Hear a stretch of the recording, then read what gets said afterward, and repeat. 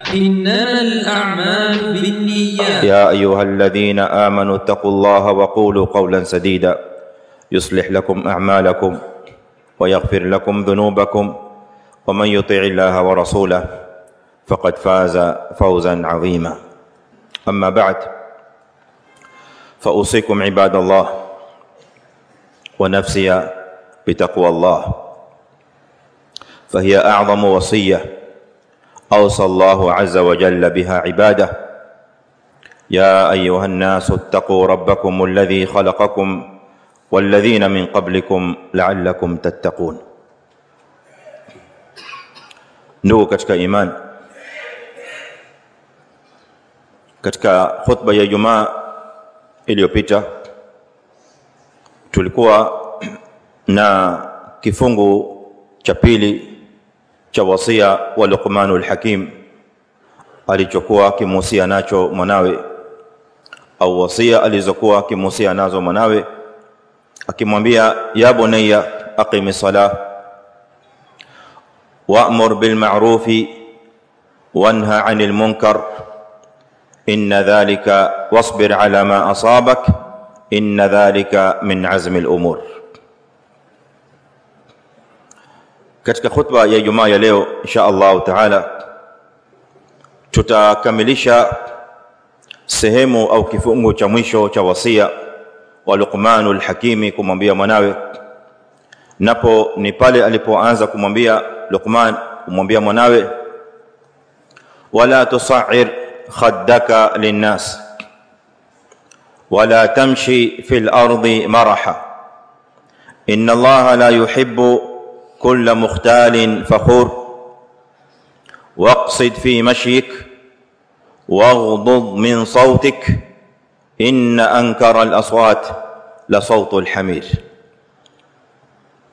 Hiki ndicho kifungu cha mwisho cha wasia wa Luqman alichomuhusia nacho mwanawe Luqmanul Hakim, kama alivyotueleza hivi Allah subhanahu wa ta'ala.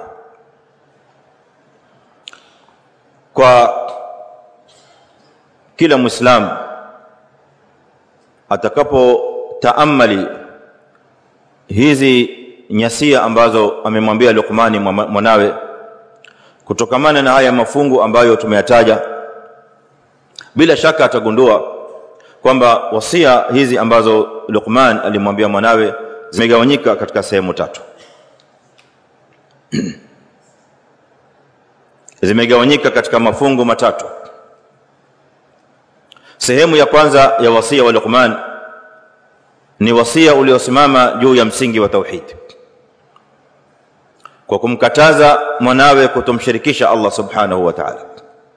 Ya bunayya la tushrik billah inna shirka la dhulmun adhim.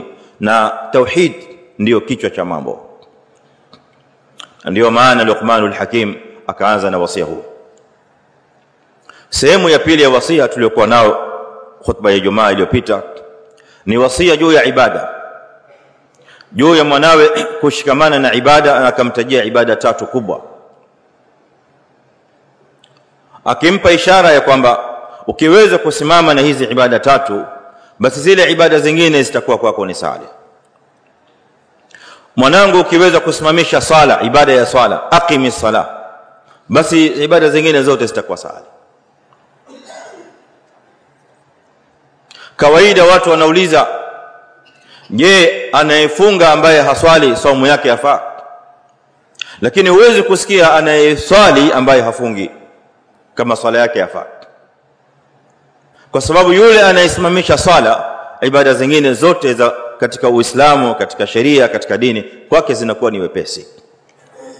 Anayeswali aghlabu na usahali sana kwake kwamba atakuwa yofunga, na vile vile atakuwa yotoa zaka, na vile vile itakuwa anakwenda hija na kutekeleza ibada zingine za faradhi na hata zisizokuwa za faradhi. Anayesimamisha swala, ndio maana Luqman akatosheka kumwambia mwanawe aqimi sala, akijua kwamba mwanawe akisimamisha swala ibada zingine zote zitasimama, kama alivyosema Mtume sallallahu alaihi wasallam kwamba siku ya kiyama ibada ya kwanza atakwenda kuhesabiwa nayo mja sala, in salahat salaha sairu amali wa in fasadat fasadat sairu amali. Ibada ya pili, ibada ya al-amru bil ma'rufi wan nahyu 'anil munkar. Ibada ambayo kwa hakika ni ngumu, si rahisi. Ibada ambayo huwezi kuitekeleza ikiwa huna subra. Huwezi kuitekeleza kama wewe si mstahimilivu. Ikiwa ni mtu ambaye unayoudhika haraka kwa maneno ya watu, ni mtu ambaye unataharaki na una tasarruf isiyofaa kutokamana na maudhi ya watu, hii kazi huiwezi. Lakini ni kazi ya faradhi, na maadamu ni kazi ya faradhi lazima ujisubirishe. Ndio maana baada ya kumwambia wa'mur bil ma'rufi wanha 'anil munkar, akaishikamanisha na subra, ibada ya sabr. Wasbir ala ma asabak inna dhalika min azmi al-umur. Haya tumekwisha kueleza khutba iliyopita. Sehemu ya tatu ndio hii ambayo inakuja leo insha Allah taala, ni wasia juu ya akhlaq. Tasangalia utaratibu wa wasia wa Luqman, namna alivyozipanga, namna alivyoziweka katika nidhamu na utaratibu wa hali ya juu sana kwa mwanawe, kumuonesha kwamba dini, ewe mwanangu, inasimama juu ya haya mafungo matatu. Dini ni tauhid, ikifuatiwa na ibada, ikiwa imeshikamana na akhlaq. Ukishayatimiza haya matatu, wewe umesimamisha dini yako kamili. Hakuna dini bila tauhid. Na dini iliyo na tauhidi ambayo haina ibada haijakamilika. Na dini iliyo na tauhidi na ibada ambayo haina akhlaq ina kasoro. Ndio maana anamaliza wasia wake kumfahamisha mwanawe umuhimu wa kuwa na akhlaq, umuhimu wa kuwa na tabia njema. Mwanangu, swali utakavyoswali, simamisha swala ipasavyo, lakini kama huna tabia nzuri utakuwa na kasoro kubwa sana. Mwanangu, kuwa na tauhidi utakavyokuwa nayo, lakini kama huna akhlaq, huna tabia njema, utakuwa una kasoro na upungufu mkubwa sana katika dini yako. Kwa hiyo haya mambo matatu lazima yende sambamba pamoja katika dini ya mja, kama alivyofundisha Allah azza wa jalla katika Qur'an na mtume wetu Muhammadin sallallahu alaihi wasallam katika hadithi. Katika kifungo cha tatu wasia wa kwanza amwambia wala tusa'ir khaddaka linnas. Anaanza kumsimulia na kumweleza wasia juu ya akhlaq. Mwanangu, sidhani kwamba ibada peke yake inatosha katika dini yako. La, unahitajika kuwa na tabia nzuri. Jambo la kwanza, la tusa'ir khaddaka linnas. Katika lugha ya Kiarabu, as-sa'r ni maradhi, daun yusibu al-ibla fi raqabatiha au fi a'naqiha. Ni maradhi yanayowafikia au yanayowasibu ngamia katika shingo zao. Maradhi maalum yanakuwa katika ngamia mara nyingi, huenda katika hali za nadra zikawafikia farasi pia, lakini katika lugha ya Kiarabu inajulikana ni ibil. Wakifikwa na maradhi ya sa'r, shingo ya yule ngamia inakuwa imekita kwa namna ambayo ngamia yule hawezi kugeuza kichwa chake upande wa kulia na kushoto kama kawaida anavyofanya. Inakuwa kichwa chake kimekita upande mmoja, shingo inamuuma kwa yale maradhi. Kwa hivyo hawezi kupendua kichwa chake upande wa pili. Kalima hii ikafanyiwa isti'ara katika lugha ya Kiarabu, ikatumiwa kwa mwanadamu, ambayo asili yake ni maradhi ya ngamia. Amwambia mwanawe la tusa'ir khaddaka linas, usijifananishe na ngamia aliyefikwa na maradhi ya shingo, ikawa shavu lake au kichwa chake kipo upande mmoja, hawezi kugeuza kichwa chake upande wa pili. Ikawa wewe mwanangu unazungumza na watu hali ya kuwa kichwa chako kimeelekea upande mmoja, yule unayezungumza naye humwangalii. Maneno haya ni maneno ya balagha, na maana yake ni kwamba ewe mwanangu, usiwaoneshe watu madharau, usiwafanyie watu madharau, wala usimfanyie mtu yote madharau. Ndio maana ya wala tusa'ir khaddaka linnas, ay la tahtaqir ahadan. Wewe mwanangu usimdharau mtu yote, usimuoneshe aina yote ya dharau yoyote yule atakayekuwa. la tahtaqir maadamu la yastahiqu al-ihtiqar, hastahiki kufanyiwa ihtiqar.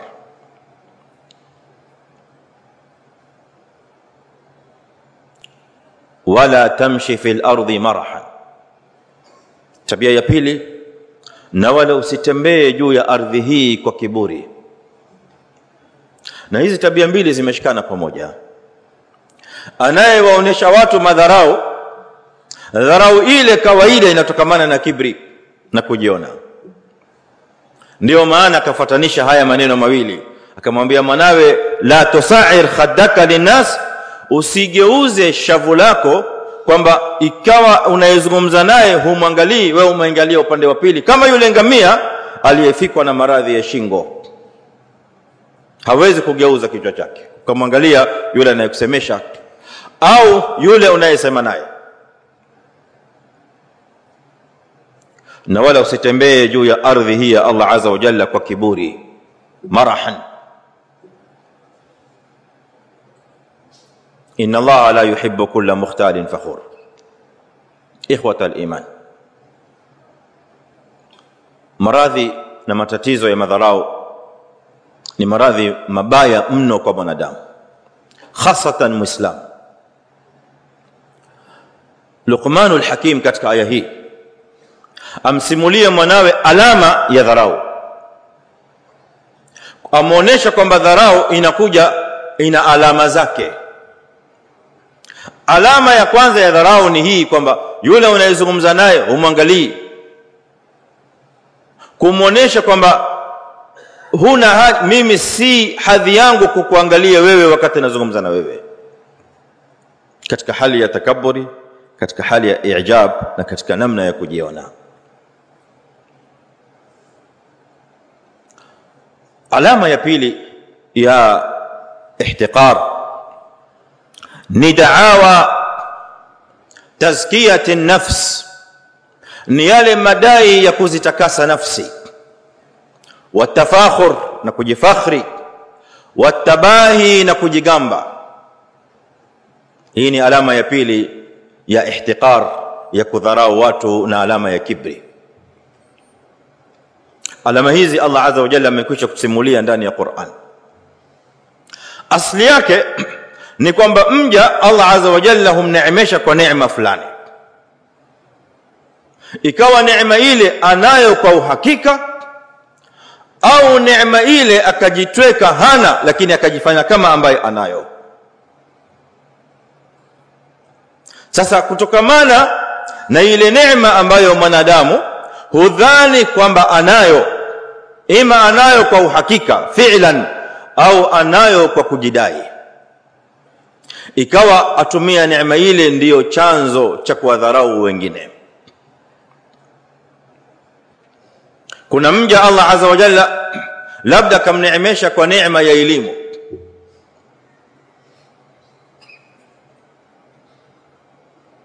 ikawa elimu ile ndiyo sababu ya kuwa na kibri, ya kuwa na tabahi, ya kuwa na tafakhuri, na kuwaonesha na kuwafanyia wengine dharau. Qur'ani ishatueleza haya, ya kwamba Qarun ni mfano wa wale waliokuwa na elimu, elimu yake ikampelekea Allah azza wa jalla akamjalia baada ya elimu akawa na mali, akawa na kibri, akawa na majivuno, akawa ni mwenye kujigamba. Alipoambiwa mche Allah subhanahu wa ta'ala, usifanye ufisadi, qala inma utituhu ala ilmin indi. Haya yote mnayoyaona yametokamana na elimu ambayo mimi ninayo. Kibri annatij anil ilm, kiburi kinachotokamana na elimu. Ikiwa elimu hiyo anayo kweli, pengine hata hana kama elimu, ni Allah azza wa jalla kamruzuku mali, yeye akaja akadai kwamba mali ile inatokamana na elimu, labda anayo ama hana. Allah azza wa jalla mja huenda akamneemesha kwa neema ya kimaumbile, akawa na umbile zuri, akawa na rangi fulani, akawa na umbile fulani, akamuona kwamba mja mwenziwe ambaye umbile lake lipo tofauti, rangi yake ipo tofauti, akawa yamdharau kwa sababu ya tofauti ya ile rangi. Akajenga majivuno na kibri kutokamana na maumbile ya Allah subhanahu wa ta'ala aliyoyaumba. Na hili alilifanya Iblis pindi alipoambiwa msujudie Adam alayhi salam, alitoa maneno mabaya mno, na maneno yake ya kibri ya kwamba ikawa ameegemea maumbile, akamwambia Mola wake azza wa jalla bila ya haya, bila ya kuogopa, ana khairum minhu, mimi bora kuliko huyu Adam. Na akatoa na sababu ya kwamba khalaqtani min narin wa khalaqtahu min tin, ubora ni kwamba mimi umeniumba na moto na huyu umemuumba na udongo. Kulingana na Iblis, moto ni bora kuliko mchanga au udongo, kwa akili ya Iblis na fahamu yake na elimu yake. Akajenga kibri na majivuno kutokamana na maumbile ya Allah subhanahu wa ta'ala. Na Allah azza wa jalla ndiye mwenye kuumba, na anaumba kwa hikma, anawaumba waja kwa hikma. Huwa alladhi yusawwirukum fil arhami kaifa yasha, yeye ndiye anayewaumbeni katika mazao au katika vizazi vya mama zenu, katika uzao wa kila mama. Allah azza wa jalla ndiye anayepitisha maumbile ya kila mja yanakuwaje. Huyu akaumbwa hivi, huyu akaumbwa hivi, huyu akaumbwa hivi, na kila mmoja kajiona ni mzuri kivyake. Sasa inakuwaje mwanadamu huyu anayetambua kwamba anayeumba ni Allah azza wa jalla, yule anayemdharau ameumbwa na Allah, na yeye mwenye kudharau pia ameumbwa na Allah subhanahu wa ta'ala? Mwishowe akawa yumdharau yule ambaye anamuona kwamba umbile lake ni tofauti, pengine kwa ajili ya rangi au kwa ajili ya kadha au kwa ajili ya kadha. Mja Allah azza wa jalla anaweza kumneemesha kwa neema ya mali. Neema ya mali, asipotambua kwamba neema ile ni ya Allah azza wa jalla, inakuwa ni sababu ya ile mali, ile neema ikamfanya mwanadamu yule akajenga kibri na majivuno na kujigamba kwa hali ya juu, ikawa hajali yale anayoambiwa na akawa ni mwenye kuwadharau wengine. Qur'ani imetusimulia watu sampuli hii katika hali na katika visa tofauti. Tuchukulie kwa mfano sahibul jannataini, yule bwana aliyeruzukiwa na Allah azza wa jalla mabustani mawili. Wadhrib lahum mathalan rajulaini ja'alna li ahadihima jannataini min a'nab wa hafafnahuma binakhlin وجعلنا بينهما زرعا كلتا الجنتين آتت أكلها ولم تظلم منه شيئا. Allah azza wa jalla kamneemesha kwa neema hii kubwa, mabustani mawili yaliokuwa yamejaa mazao, yaliokuwa yamejaa tende, yaliokuwa yamejaa matunda. Allah azza wa jalla hajampunguzia na lolote, walam tadhlim minhu shay'a, yale mabustani hayajamnyima yule bwana jambo lolote katika matunda. Kila anachokipalilia kinatoka, kila anachokiweka kinazaliwa. Alipoambiwa kuna Allah azza wa jalla, unafaa umabudu na umsujudie na umpe haki yake,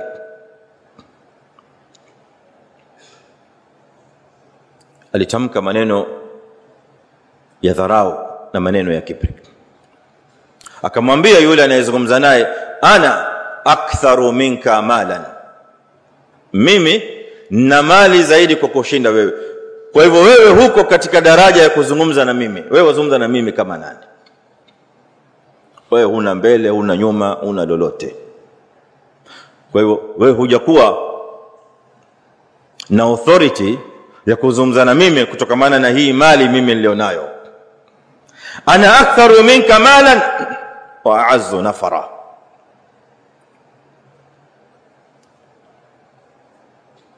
Bani Israil walipoomba kuletewa nabii, kuletewa mtume ambaye atakayekuwa ni kiongozi wao, ende akawaongoze katika mapambano ya kivita, asimame nao katika mapambano ya kivita, ndiye awe kiongozi, kamanda, nabii, waliomba wao ndio waliomba hivyo.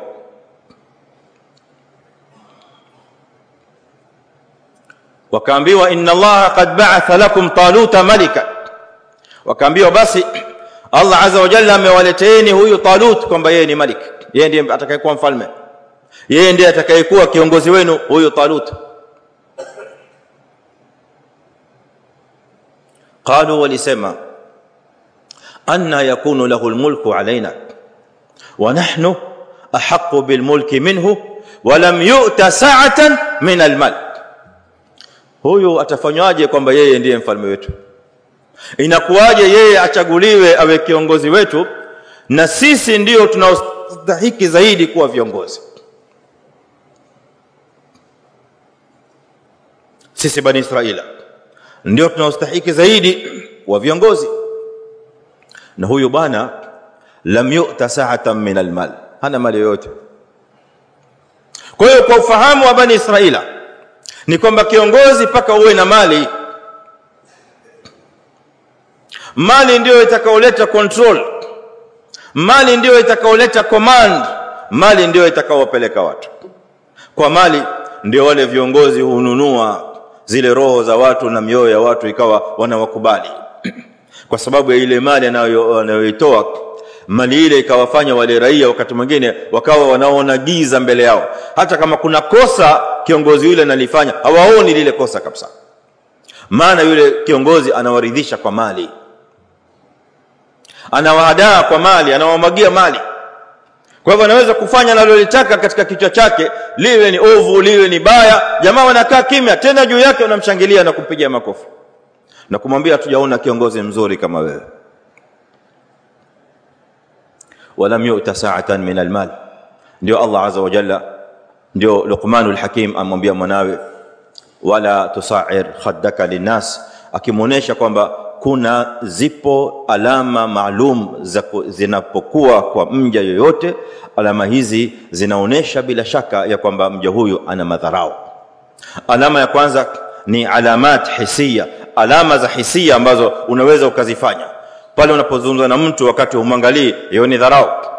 Unazungumza na mtu kwa namna au unampa sura au unamuonesha macho au unamuonesha hali ya kwamba wewe unamdharau na wewe ni bora kuliko yeye. Alamat hisia. Alama nyingine hisia ni hii aliyotaja mbele, wala tamshi fil ardi marahan, wala usitembee juu ya ardhi hii kwa kiburi. Kisha kuna hizi alamat ambazo zinakuwa kaulia au zinakuwa maanawia. Kuna alama zingine ambazo zinakuwa ni zenye kusemwa. Wakati mwingine yule mwenye kujigamba hajigambi tu kwa kujionesha, bali hujigamba mpaka kwa maneno, akajigamba kwamba mimi bora kuliko fulani kwa 1 2 3, mimi nimefanya hivi, fulani huyu hajafanya hivi, mimi ninapewa elimu, huyu fulani hajapewa elimu, huyu ni mjinga.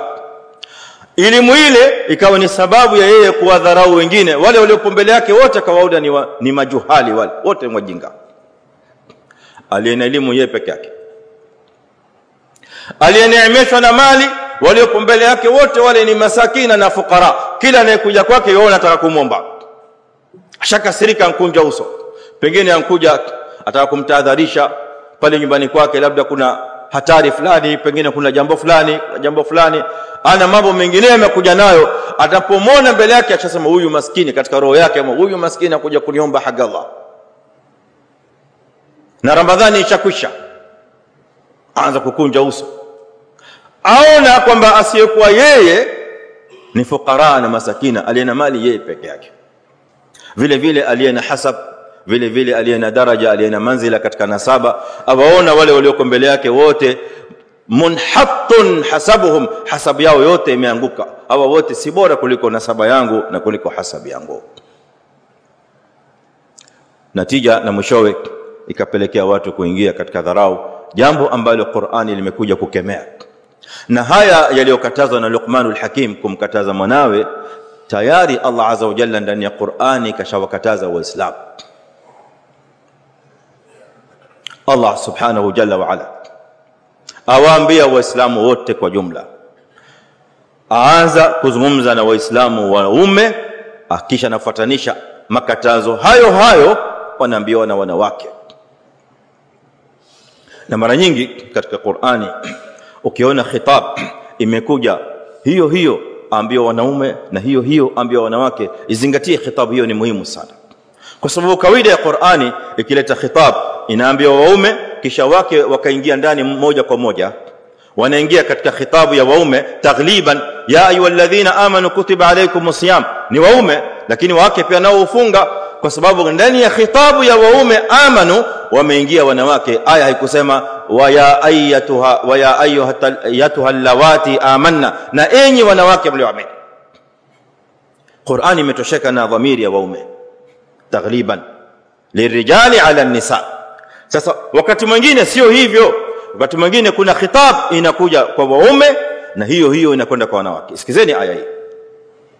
Allah azza wa jalla atuambia, ya ayyuhalladhina amanu la yaskhar qaumun min qaumin asa an yakunu khayran minhum wala nisaa'un min nisa'in asa an yakunna khayran minhunna.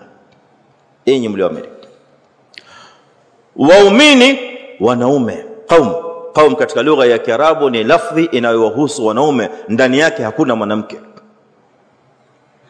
Waumini wanaume wasiwaoneshe madharau waumini waume wenzao,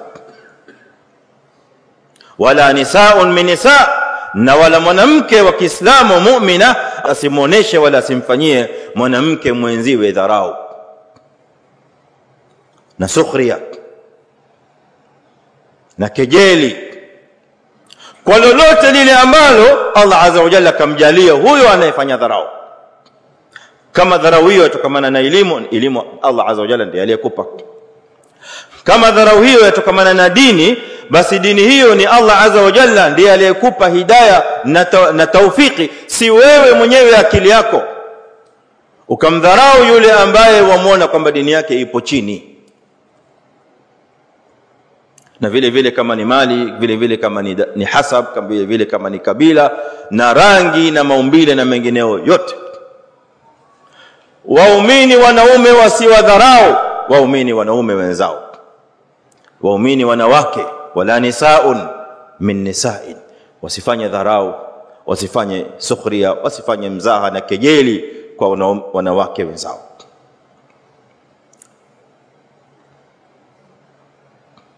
wala talmizu anfusakum wailun likulli humazatin lumaza wala tanabazu bil alqab. Dharau zinapelekea mpaka watu wanabandikana majina ambayo ma anzalallahu biha min sultan, majina Allah azza wa jalla hajayateremsha wala mtume sallallahu alaihi wasallam hajayafundisha majina hayo. Waislamu wapeane, wagawanyane hayo majina kwa hawa za nafsi.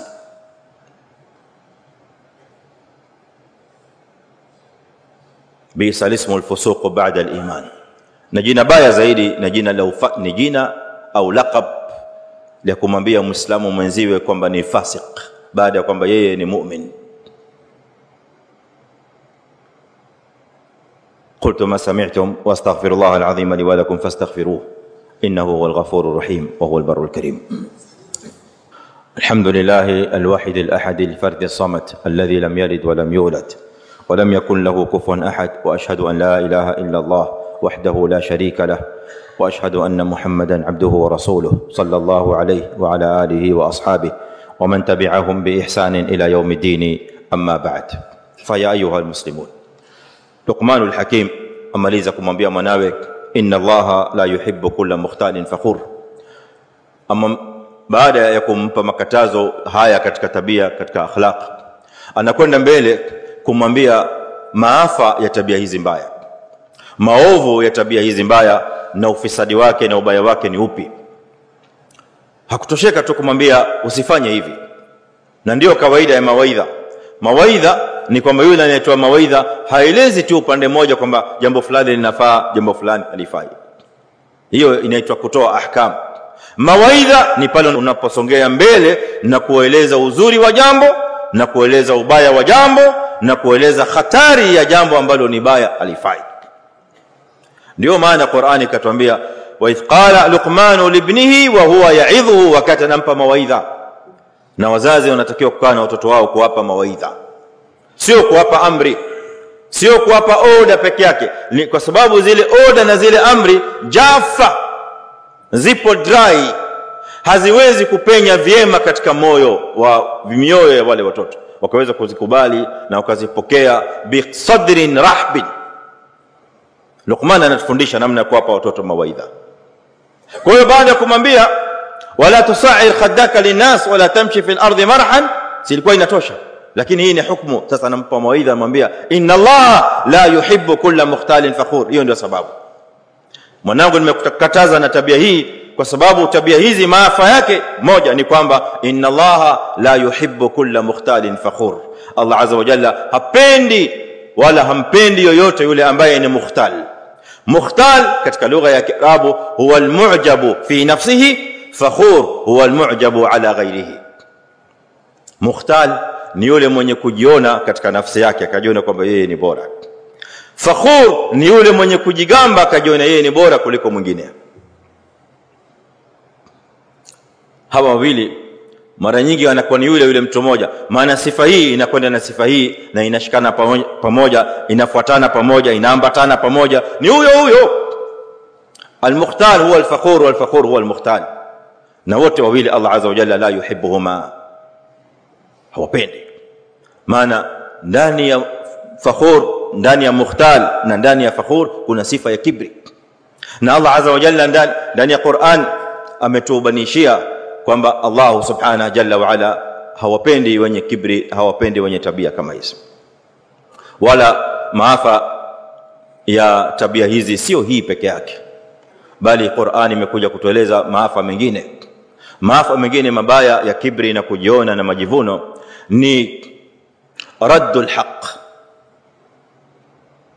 rafdhul haqq, adamu alinqiyadi lilhaqq.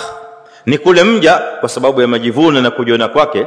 Maafa mengine mabaya ya kibri na i'jab ni kule mja inafika wakati inakuwa mpaka haki iwaikataa, hayupo tayari kuifuata haki ile. Kitakachomzuia na kufuata haki ni jambo moja peke yake, ni kibri na i'jab. Bwana mmoja amekaa na Mtume sallallahu alaihi wasallam katika chakula, akamuona Mtume alayhi wasallam bwana yule yuala kwa mkono wa kushoto. Mtume alayhi salatu wasallam akamwambia kul bi yaminika, kula kwa mkono wako wa kulia. Yule bwana akamwambia Mtume alayhi salatu wasallam la astati'u, siwezi. Mpokezi wa hadith Anas atuambia huyu aliyesema maneno haya kwamba siwezi, hakuwa kwamba hawezi kweli, alilisema tamko hilo takabburan, kwa ajili ya kibri. Mtume sallallahu alaihi wasallam alitambua kwamba amesema maneno haya kwa kibri, akamwambia wala istata'at, wala hutoweza kuuinua huo mkono wa kulia. Mpokezi wa hadithi atuambia bwana huyu kuanzia siku hiyo mkono huo wa kulia hakuweza tena kuunyanyua. Ikawa ni ukuba, ikawa ni malipo yake pale pale ameyapata, kando na yale mengine atakwenda kuyapata mbele Allah subhanahu wa ta'ala. falyahdhari alladhina yukhalifuna an amri an tusibahum fitna au yusibahum adhabun alim. Ikhwata al-iman, Luqman al-Hakim amaliza maneno yake kumwambia mwanawe waqsid fi mashika waghdud min sautik inna ankara al-aswati la sautu al-hamir. Kwa ufupi kabisa amfundisha mwanawe fiqhi ya at-tawassut fi al-umur, amfundisha mwanawe fiqhi ya kuwa katikati katika mambo. Katika kila jambo lako mwanangu, nataka wewe uwe katikati, usiwe katika hali ya ifrat wala usiwe katika hali ya tafrit. Ikiwemo mambo haya mawili katika akhlaq, mambo haya mawili katika maisha yako ya kawaida, wahitajia kutembea. Katika kule kutembea kwako tembea katika hali ya kati na kati. Waqsid fi mashik.